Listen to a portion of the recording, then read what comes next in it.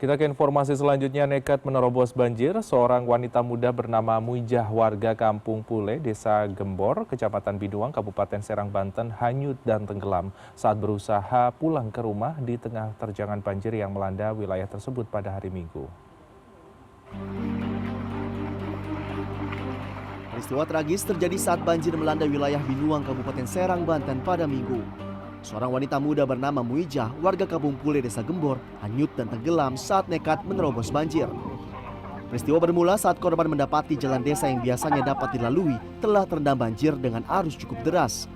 Warga sekitar sebenarnya telah memberikan peringatan kepada korban agar tidak memaksa melintasi banjir demi keselamatan jiwa. Namun korban memilih melanjutkan perjalanan dengan alasan ingin segera sampai ke rumah. Saat berusaha menerobos banjir, korban diduga terpleset akibat arus yang kuat dan kondisi jalan yang licin. Tubuh korban pun langsung hanyut dan tenggelam dalam hitungan detik.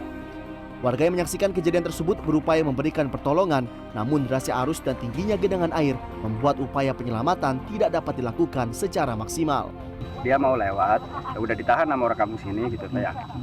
Terus dia ngamuk, nggak mau ditahan, udah ngamuk-ngamuk, dia dilepas gitu. Dilepas ya kejadian masih kelihatan diliatin, tapi udah nyampe dalam udah nggak kelihatan tuh, udah hilang aja.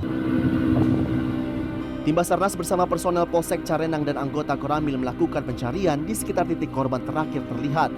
Proses pencarian dilakukan dengan menyusuri aliran air, menggunakan peralatan keselamatan, serta memperhatikan kondisi cuaca yang masih berpotensi hujan. Namun hingga Minggu sore, upaya pencarian belum membuahkan hasil. Korban belum berhasil ditemukan dan diduga terbawa arus ke arah hilir.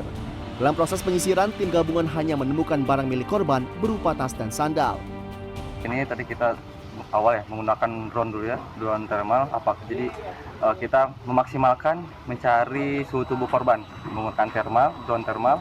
Kemudian karena masih nihil, kita lakukan pencarian menggunakan perahu karet.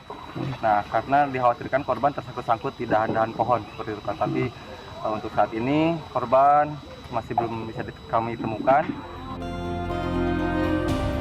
Pihak Basarnas menyatakan pencarian akan dilanjutkan kembali pada Senin dengan menambah personel dan memperluas area penyisiran menyesuaikan kondisi medan dan cuaca.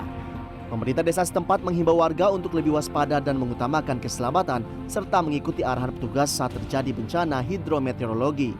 Adi Mazda, Serang, Banten.